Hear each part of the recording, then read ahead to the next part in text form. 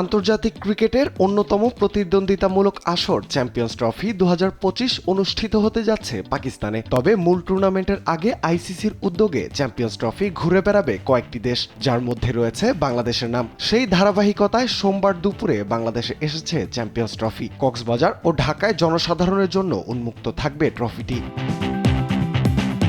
শেষবার champions trophy অনুষ্ঠিত হয় 2017 সালে। সেই আসরে চ্যাম্পিয়ন হয় পাকিস্তান। এরপর প্রায় 8 বছর কেটে গেলেও মাঠে গড়ায়নি টুর্নামেন্টটি। ভারত পাকিস্তানের নানা কূটনৈতিক জটিলতার মুখে পড়তে হয় টুর্নামেন্টটিকে।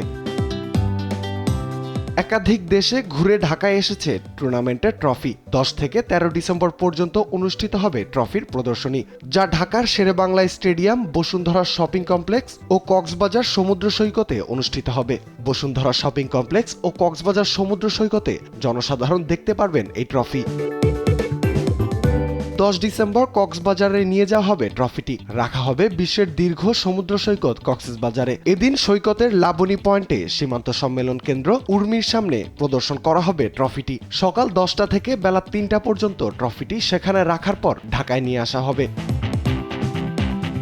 ঢাকায় অবস্থানরত উৎসাহীরা চ্যাম্পিয়ন্স ট্রফি দেখতে পারবেন 12 ডিসেম্বর পান্থপথের বসুন্ধরা শপিং কমপ্লেক্স মলে। সেদিন জনসাধারণের দর্শনের জন্য ট্রফি রাখা হবে বেলা 11টা থেকে রাত 8টা পর্যন্ত।